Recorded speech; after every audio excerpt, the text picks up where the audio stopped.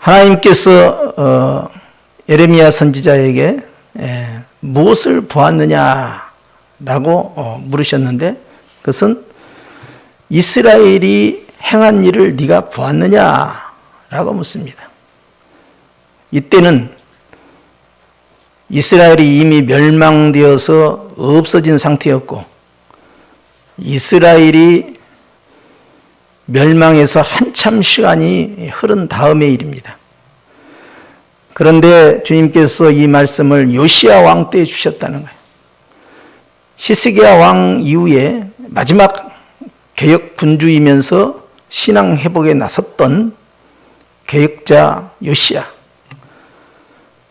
젊은 나이에 왕이 되어서 그의 청춘을 오직 나라와 민족을 회복시키기 위해서는 가장 먼저 해야 할 것은 선대 왕들이 다 무너뜨렸던 성전을 회복하고 제사를 회복하여서 하나님 앞에 다시 돌아가는 것이고, 이 일에 반역을 했던 모든 우상 숭배를 다 철저히 척결시켜야 한다는 것이 그의 개혁의 운동이었어요. 이 운동을 위해서 우상을 다 철폐하는 왕으로부터의 개혁이 시작됐지만, 오랜 세월 동안 므낫세와 같은 악랄한 왕을 통해서 지배를 받았던 이스라엘 백성들은 완전히 굳은 살이 베어서 양심의 화인자 받은 자와 같이 그들은 하나님께로 돌아오지 않고 왕의 이 개혁에 굉장히 미온적으로 움직였어요.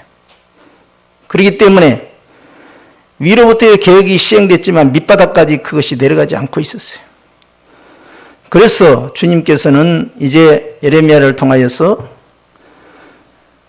과거에 멸망당한 북이스라엘에 대해서 네가 그 행한 것을 보았느냐라고 묻는 것입니다.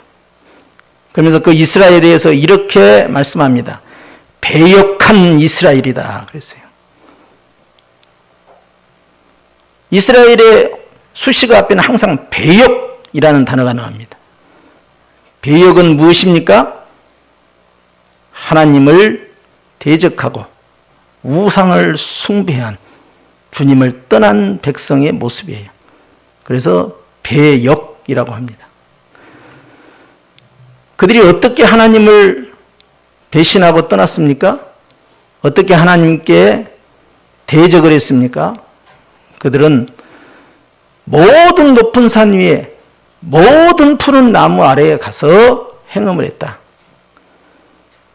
얼마나 이스라엘 경내 안에 있는 수많은 산과 수많은 큰 나무 밑에서 허망한 짓을 하면서 우상을 숭배하고 복받기를 위해서 기도했어요. 하나님과의 관계가 잘 되면 복을 받는 게 아니라 복을 받기 위해서는 하나님을 언제든지 교체해버린 거예요. 그들이 그렇게 하면서 이스라엘로 하여금 더 이상 하나님께 가까이 나가지도 못하는 그러한 위로부터 아래로까지 전부 하나가 되어서 그 짓을 한 거예요. 하나님께서는 그것을 예레미야에게 너는 보았느냐라고 묻습니다. 이 말씀은 다른 말로 하면 나는 그걸 보았다. 너도 그걸 알고 있느냐? 이 뜻이에요. 주님께서는 이미 아수르라는 당대의 권력을 통해서 이 이스라엘을 완전히 초토화시키고 멸망을 시켜서 그 땅을 지배할 뿐만 아니라 그 땅으로 자신들의 민족을 끌어들여서 혼혈 정책을 통하여서 피를 섞게 만들어서 단일 민족이라는 자부심에 상처를 주고, 그리고 혼합된 민족으로 자신들의 아수르화 시키려고 하는 식민지 정책을 펴고 있었기 때문에 남쪽 유다에서는 그걸 보면서 저들이 왜 멸망했는지에 대한 해석을 알고 있었어요. 저들이 하나님을 떠났기 때문에, 하나님을 버렸기 때문에 저와 같이 나라가 망할 뿐만 아니라 피가 섞여져서 우리가 상정할 수 없는 민족이 되었다 하는 것이 남쪽 유다의 입장이었어요. 그럼에도 불구하고 주님께서 남쪽 유다에 있는 예레미야에게 너는 그들을 보았냐? 그리고 주님은 7절에 이렇게 말씀합니다. 그가 이 모든 일들을 행한 후 내가 말하기를 그가 내게로 돌아오리라 하였으나 아직도 내게로 돌아오지 아니하였고. 무슨 말씀입니까? 북이스라엘이 멸망당한 것이 끝이 아니라 북이스라엘을 멸망시킨 이유가 아직도 주님 앞에서 충족되지 않았다는 것입니다. 하나님이 그들을 심판해서 나라를 멸망시킨 것은, 아수르 제국을 끌어들인 것은 그들이 회개하고 주님께 돌아가기를 원했던 거예요. 그러나 이 북이스라엘에서 단 한 번도 회개운동이 일어나지 않았고 단 한 번도 반성하지 않았어요. 끝까지 하나님을 대적하고 우상숭배에 빠지고 아수르 식민지 정치에 동화되어 들어갔어요. 그러므로 말미암아 주님은 크게 실망을 하셨어요. 하나님이 징계를 하면 그 징계를 통해서 회개하고 돌아올 줄 알았지만 멸망을 당했음에도 불구하고 회개하지 않는 북이스라엘의 행태를 보면서 주님은 노하신 것입니다. 더 나아가서는 그들을 보고 타산지석으로 삼아야 할 남쪽 유다 백성들은 오히려 북쪽에 있는 형제의 나라가 멸망했음에도 불구하고 그걸 보면서 회개운동이 일어나고 우리는 그렇게 살면 안 된다라고 하는 것이 아니라 그들과 함께 했던 짓을 똑같이 우상숭배에 빠져들며 그릇된 자신감을 갖고 있었어요. 이 근거 없는 자신감은 뭐냐? 우리는 아브라함과 이삭과 야곱의 자손이다. 우리는 언약의 백성이다. 우리에게는 모세의 율법이 있다. 우리에게는 솔로몬의 성전이 있다. 우리에게는 아론의 제사장과 레위지파가 있다. 우리에게는 다윗의 왕권으로 이어지는 안정된 정치 시스템이 있다. 이걸 긍지와 자부심으로 살았지만 그것은 아무 의미가 없었던 거예요.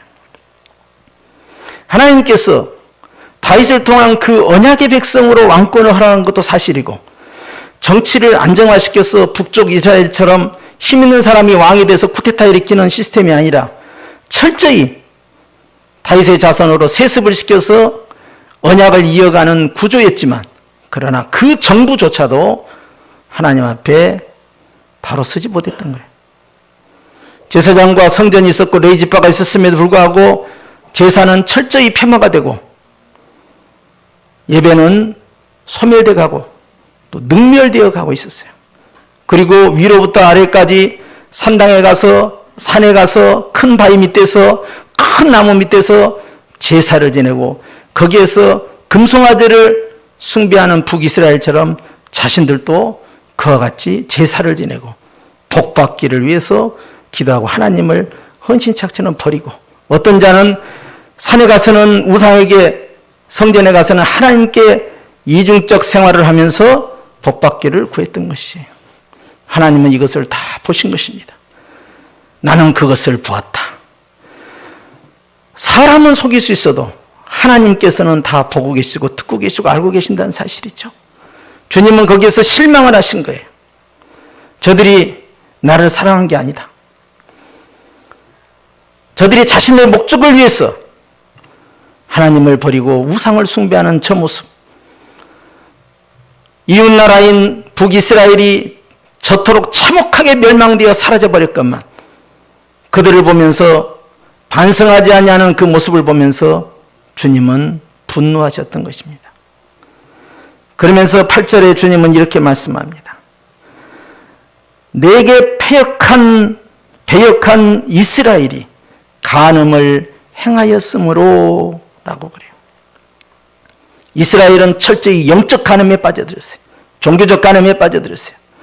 자신들이 복받기 위해서는 자신들의 정치적 안정을 위해서는 예루살렘에 내려가지 못하게 할 뿐만 아니라 금송아지를 만들어서 거기서 제사를 지내게 하고 뿐만 아니라 큰 산이든 작은 산이든 높은 산 낮은 산 큰 나무 할 것 없이 거기에다 제단을 세워놓고 우상을 숭배했던 것입니다. 이런 영적 간음이 편만하게 퍼져 있었어요. 그러므로 내가 그들을 그 땅에서 쫓아냈다는 것이에요. 땅의 주인은 하나님입니다. 그걸 지배하고 가지고 있는 자 것이 아니에요. 하나님께서 기뻐하지 않는 백성이 그 땅을 차지하고 있으므로 주님이 내쫓아버린 거예요. 아수르가 잘해서 아수르가 멸망을 시킨 게 아닙니다. 아수르는 하나님을 믿지 않는 족속이고 구원의 백성도 아니에요.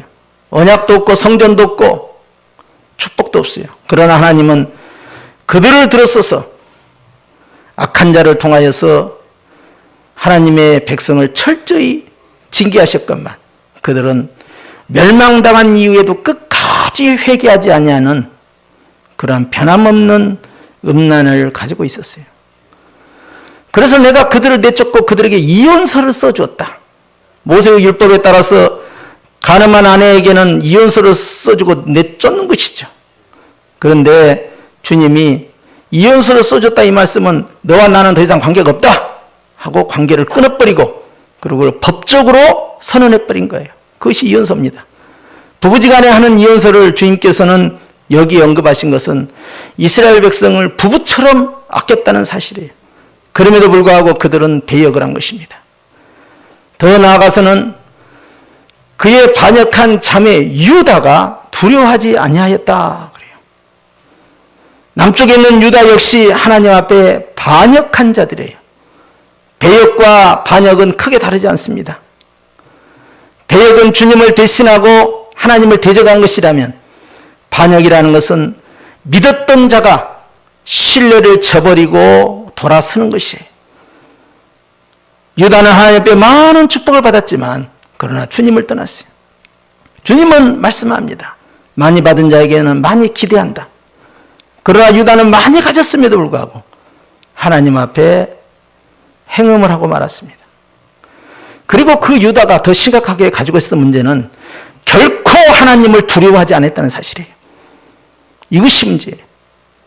하나님을 두려워하지 않는 민족은, 하나님을 두려워하지 않는 사람은 하나님 앞에서 방자히 행하고 자기가 지은 죄에 대한 죄책감을 상실합니다. 죄의식이 없어요. 그러니까 그렇게 해도 괜찮다고 생각해요. 두려움이 없는 이 사람들은 결국 주님과의 관계를 깨뜨려버리고 자신들이 하고 있는 그 일 가운데 그대로 머물러 있는 거예요. 오늘 주님께서는 높은 산이라는 권력과 큰 푸른 나무라는 형통이라는 재물 앞에서 반역을 꾀하고 있는 이 땅의 크리스찬들을 향하여서 철퇴를 내는 것입니다. 돈이면 다 된 줄 알고 권세면 다 된 줄 알고 자신의 목적을 위해서 큰 건물 빌딩을 원하고 큰 건물 가운데 부귀영화를 사모하고 그리고 푸른 나무에 각종 열매가 열리는 것처럼 자신의 인생 가운데 그런 것들로 주렁주렁 열리면 다 행복할 줄 알고 미친 듯이 달려가서 복을 빌고 신앙을 대신하고 주의 성수를 함부로 내던지고 주님을 향한 그 첫사랑을 다 상실시키는 이 땅의 크리스찬들을 향하여 주님은 말씀합니다. 앞으로 미래 시대에는 어쩌면 이 코로나 시대로 인하여서 AI와 같은 새로운 신이 우리에게 다가올지 몰라요. 거기에 가서 복을 빌고 거기 가서 점을 치고 AI야 앞으로는 어떻게 되겠냐? 어느 쪽에다 투자를 해야 되겠니? 어떻게 하면 부자가 되겠니? 어떻게 하면 취업이 잘 되겠니? 모든 것을 AI에게 묻는 거예요. AI가 예측하면 확률이 몇 프로다. 어디다 투자하고 어떤 땅을 사고 어떤 주식을 사면 어떻게 하면 사업이 잘 될까? 이런 것을 다 AI하고 이야기하는 시대가 도래할지 모릅니다. 믿는 자들조차도 그와 같은 함정에 빠져들고 오직 돈, 무당에게 가지 않는다고 해서 그것이 행음한 게 아니에요. AI에게 물으면서 거기에 마음을 뺏기고 의지하는 순간에 벌써 행음이 시작된 거예요. AI만 있겠습니까? 우리의 삶의 욕망을 위해서 자신의 행복을 위해서는 언제든지 주님을 등져버릴 수 있다는 거예요.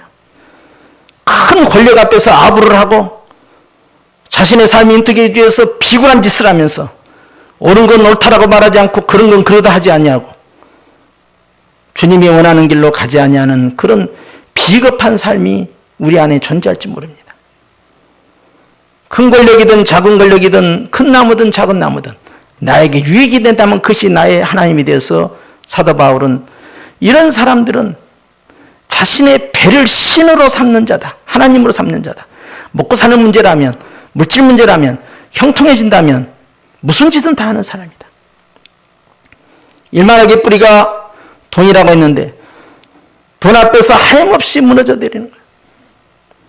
그렇기 때문에 주님께서는 유다가 어찌하여서 너희는 다른 모습으로, 다른 가치관으로, 다른 신앙관으로 하나님께 나가는 게 아니라 그들의 멸망을 보면서도 어찌해서 그들을 닮아가고 오히려 더 가증한 짓으로 나가느냐.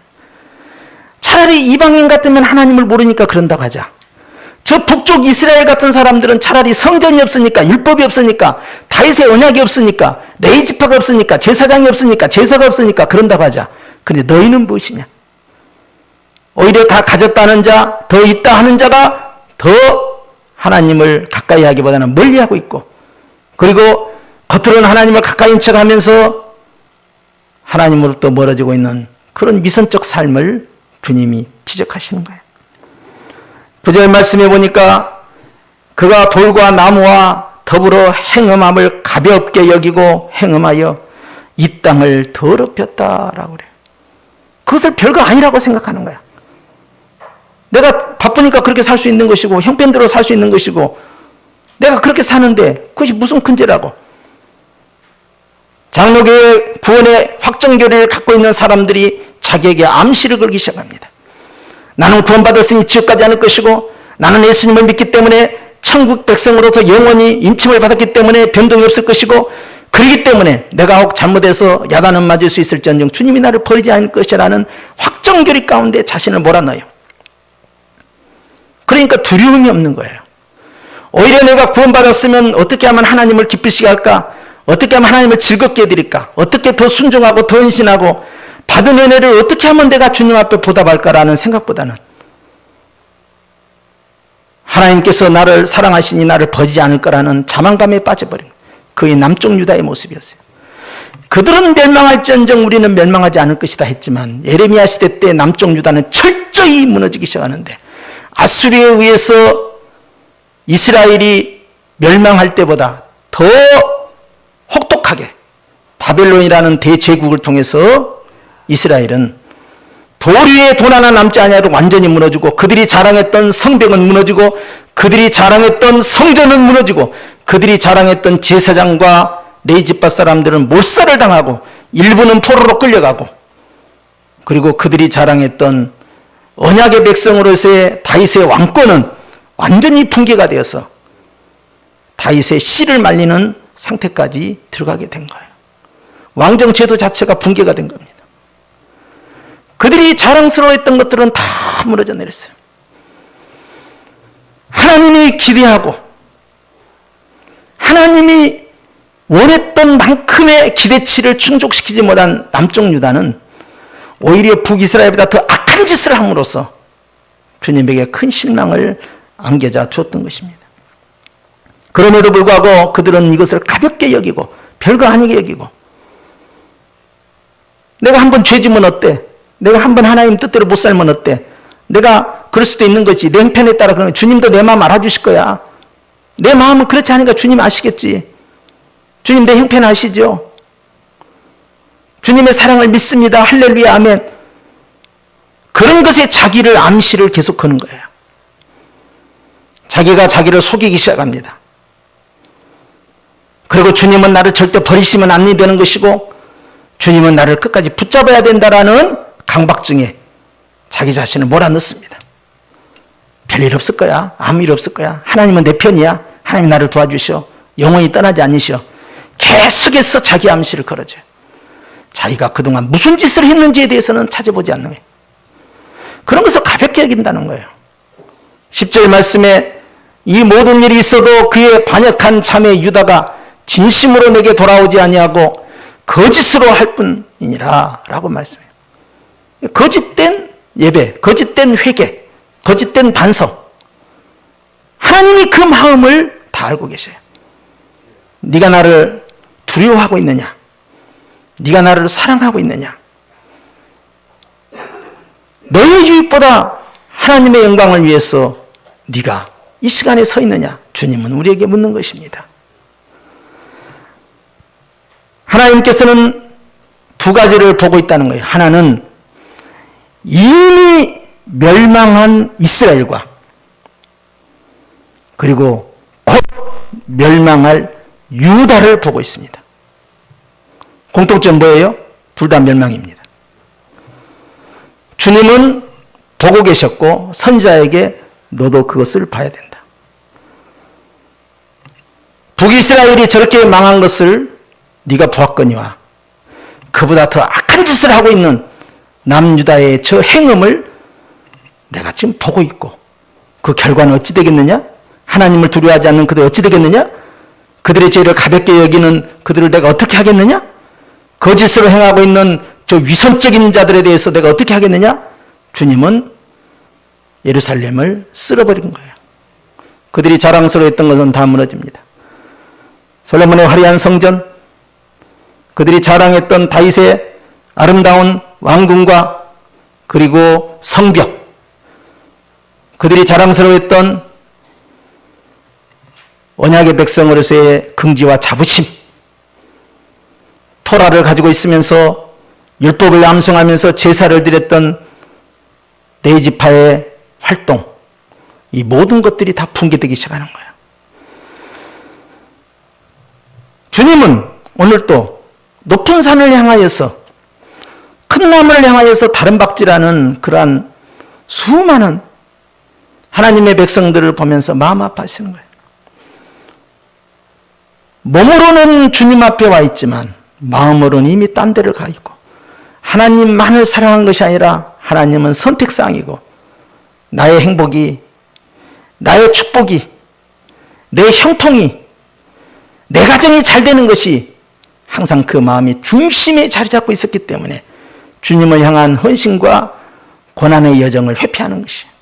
조금만 어려우면 주님 떠나고 부인하고 코로나 정도 가지고 벌써 붕괴되기 시작한다면 우리는 종말의 대환란을 통해서 믿는 자는 정말 찾기가 어렵게 되는 것이에요.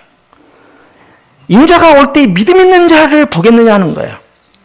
그만큼 우리는 등치는 크지만 체력이 너무 약하고 주기철 목사님과 같이 일사각오의 어떤 정신, 이것이 부족합니다. 너무나 쉽게 무너져요. 적어도 목숨 걸고 신앙생활을 못할지언정 그렇게 쉽게 무너져서는 안 되는 우리의 신앙이 너무 쉽게 주의를 범하고 너무 쉽게 말씀을 범하고 너무 쉽게 주님을 떠나버려요. 그리고 그러지 않는 것처럼 이중적인 신앙생활을 하는데 주님은 다 보고 계셔요. 그들이 산에 왜 갔겠습니까? 등산 간 거 아닙니다. 그들이 숲으로 왜 갔겠습니까? 산책 간 거 아닙니다. 그것에서 자기들이 얻고자 하는 목적을 위해서, 그것에서 복을 받기 위해서, 우상에게 숭배하기 위해서 다른 목적을 한 거예요. 왜 많은 사람들이 운동 중독에 빠져가지고 운동하러 간다고 주일날 가버리고 스포츠 한다고 가버리고 또 자기에게 중요한 행사가 있다고 가버리고 왜 자꾸 갑니까? 하나님보다 그것이 더 의미 있고 가치 있다고 생각하고 이것은 언제든지 매 주일마다 하는 것이고 그건 어쩌다 한 번이니까 어쩌다 한 번을 먼저 선택한 거예요. 보다 가치 있는 거, 붙잡아야 할 절대 진리를 붙잡지 않는 거예요. 그런 연약한 신앙 때문에 우리는 이 코로나를 통해서 민낯을 보는 거예요. 신천지를 통해서 교리에 튼튼하다, 말씀에 튼튼하다, 구원의 확신이 있다라고 했던 장로교가 와르르 무너졌어요. 30만 명이 넘는 수많은 사람들 가운데서 장로교에서 이탈한 사람이 부지기수로 등장했고 그 중에는 장로도 있고 권사도 있고 집사도 있고 심지어는 목사도 있어요.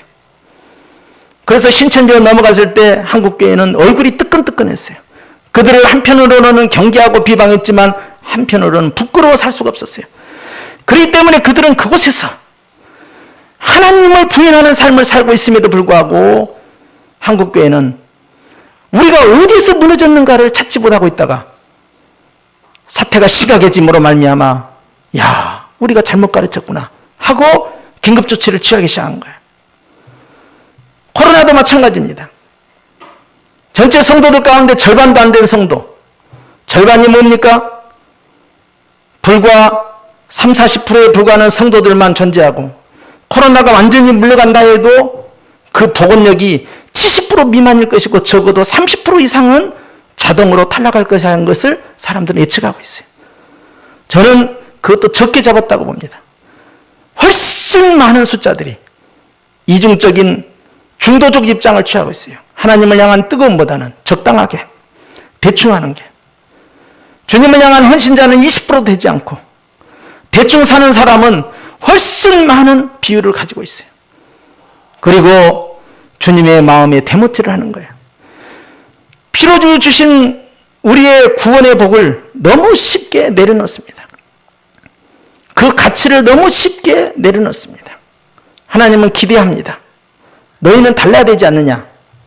너희는 구약 백성보다 달라야 된다. 너희는 이방 백성들과 달라야 된다. 너희는 완전히 새로운 모습으로 주 앞에 서야지 않냐?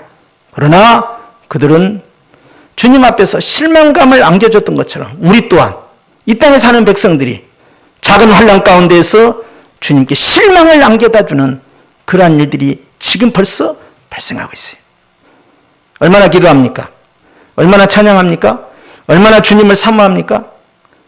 우리의 기도가 성전에서 드리고 있지만 나무 밑에서 드리는 기도처럼 높은 산 아래에서 드리는 기도처럼 자신을 위한 기도, 자신의 행복을 위한 기도, 내 문제를 해결하는 기도에 다 빠져가고 주님을 위하는 기도, 주님을 구하는 기도, 주님을 사모하는 기도, 주님을 원하는 기도, 하나님의 뜻을 찾고 그 뜻을 관철시키기 위해서 사는 삶은 붕괴되어 가고 있어요. 150년이 지났지만 우리는 항상 그 자리에 머물러 있어요. 그리고 그것은 변함없이 교회 현장에서, 동행 현장에서, 기도원 현장에서, 산기도 현장에서 자행되고 있으면서 하나님을 향한 뜨거움이 살아있다고, 성령 받았다고, 성령 충만하다고 이렇게 스스로를 기망하고 주님은 실망하고 계신 거예요. 영적 행음이라는 것은 내가 무당에게 간 것만이 아닙니다. 견장된 21세기의 행음이라는 것은 오늘날도 수없이 마음을 빼앗기는 일들이 우리의 환경을 통해서 나타납니다. 내가 하나님보다 가족을 선택하고 예수님보다 내 자녀를 선택하는 순간 우선순위가 거기 있고 내 마음의 비중성이 거기 있다면 그 순간 나는 무너지기 시작한 거예요. 하나님이 주신 것 때문에 나는 하나님을 떠나가고 있는 거예요. 그런데도 그것을 가볍게 여기는 거예요. 괜찮다고 생각하는 거예요. 그럴 수 있다고 생각한 거예요. 하나님을 두려워하지 않는 거예요. 그것이 이 시대의 자화상이에요. 주님은 말씀합니다. 슬퍼하십니다. 분노하십니다. 주님이 북이스라엘을 멸망시켰을 때 기대한 바는 회개하고 돌아오거라. 아무 일도 일어나지 않았어요. 남유다를 멸망시켰을 때 그들은 바벨론 강가에서 회개하기 시작합니다. 주여 우리의 죄를 용서하옵소서. 우리 조상들의 죄를 용서하옵소서.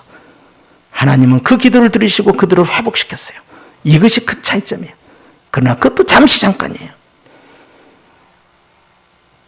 작심삼일이 아니라 은혜 받은 거 그 기간을 얼마나 최소한으로 시키는지 주님이 보시기에 깜짝 놀랄 정도로 그들은 너무나 쉽게 은혜를 까먹어 버립니다. 고통받을 때는 허락만 해주시면, 응답만 해주시면 무엇이든 다 순종할 것처럼 쫙 이것만 해결해 주시면 제가 무엇이라도 할 것 같습니다.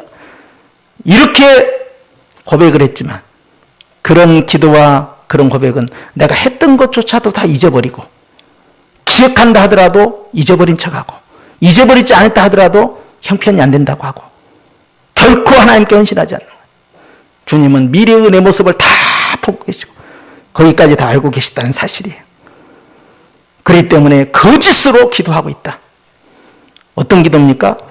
현재의 기도뿐만 아니라 미래의 기도도 거짓이라는 거예요. 내 헌신과 다짐과 결심, 결단조차도 거짓이라는 것을 주님은 알고 있다는 사실이에요. 그런 모습 속에서 우리는 나의 주 되신 주님 앞에 내가 무엇을 할 것인가를 구하지 않습니다. 철저히 자기중심적이에요. 그리고 엉뚱한 걸로 나를 채우는 거예요. 내가 대한예수교 장로의 성도다. 난 장로교 정통파 성도다.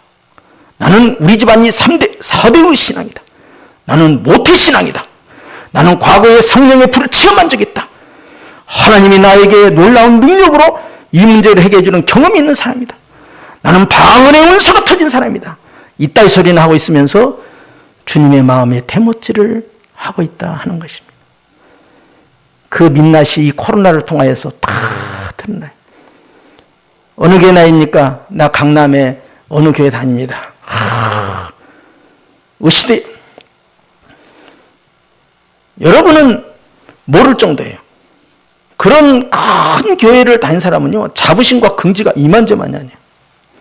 어느 교회 다닙니까? 나 분당에 아무개 교회 다닙니다. 거기에 내가 장로요, 권사요, 안수집사요, 집사. 얼마나 긍지와 자부심이 있는지 모릅니다. 대형교회 하나님이 쳐버린 거예요. 다. 주일날 집에서 핸드폰 갖다 놓고 거기서 영상으로 예배 드린다고요? 처음에는 하는 척했어요. 그 숫자가 줄어듭니다. 오늘은 이거 내일은 저거. 제주도 가서 하는 거예요. 해외 못 나가니까 제주도에서 영상 예배. 제주도에 있는 교회도 안 나가. 영상 예배. 왜? 코로나가 생길지 모르니까. 그리고는 다 싸돌아다녀. 온갖 관광지는 다 싸돌아다녀. 예? 제가 알고 있는 권사 집안, 집사 집안, 안수 집사 집안, 주일날 아예 예배도 안 드린 사람, 주일날 놀러 다닌 사람, 코로나 핑계대고 얼씨구나 하고 헌금만 딱 송금하고 딱 사라져버린 사람, 그래도 교회로부터 아무 제재도 없고 책망도 없고, 그런 사람이 한둘이 아니에요. 어떤 교회가? 아까 말한 그 대단하다는 교회에서. 민낯이에요. 몇만 명? 몇십만 명? 이 거품이 샥 빠지는 거예요. 여러분은 몇십 년 다녔으니까 어떻습니까? 내가 그래도 말이야, 예수님 믿는 지가 몇 년인데 40년, 50년, 그래서 어쨌다는 거예요, 그것이. 3대 신앙, 4대 신앙이 그게 어쨌다는 거예요. 우리 집안에 순교자가 있다. 그래서 어쨌다는 건데. 아무 상관없어요, 그건. 그런 것이 내 울타리가 돼서는 안 됩니다. 그것이 내 자랑이 되면 안 됩니다. 하나님 앞에서 우리는 네가 푸른 나무 위에 서 있구나. 네가 거대한 산 앞에 여전히 고개 숙이고 있구나. 너는 내 앞에 있어야 되지 않느냐. 항상 내 앞에서 고개를 숙여야지. 항상 내 앞에서 분향을 했어야지. 항상 내 앞에서 엎드려 있어야 되지 않느냐. 주님은 그 사람을 그 시대의 일꾼으로 부르시는 거예요. 21세기 과학이 발달되면서 이제는 교회가 감당할 수 없을 정도로 어마어마한 문명이 매우 빠른 속도로 다가오고 있어요. AI가 어디까지 그 영역을 펼칠지 모릅니다. 우리가 경험하지 않았던 놀라운 일들이 과학이라는 이름으로 우리에게 찾아올 때 우리의 신앙이 얼마만큼 붕괴될지 모릅니다. 주님은 오늘 또 우리를 원하십니다. 그러나 우리의 마음은 딴 데가 있어요. 우리의 생각은 딴 데가 있어요. 우리의 방향은 딴 데가 있어요. 우리가 원하는 건 딴 데가 있어요. 내가 원하는 것은 딴 데가 있어요. 주님이 아니에요. 복을 주옵소서. 내가 원하는 걸 주옵소서. 그렇게 기도하고 있어요, 지금. 그것이 문제라는 거예요. 언제까지? 10년이 지나도 100년이 지나도 150년이 지나도 여전히 그러고 있다는 거예요. 이 코로나 앞에서 부끄러워 살 수가 없어. 코로나 핑계대고 얼마나 내 신앙이 붕괴되고 있는지 한국교회가 주님 앞에서 벌거벗은 채 서 있는 거예요. 우리하고 예외일 수는 없습니다. 에녹과 같은 신앙이란 것은 깨진 지가 오래예요. 앉아나서나 주님 생각 아니에요. 앉아나서나 돈 벌자. 앉아나서나 내 행복해지자. 앉아나서나 어디 놀러 가자. 앉아나서나 재미있게 살자.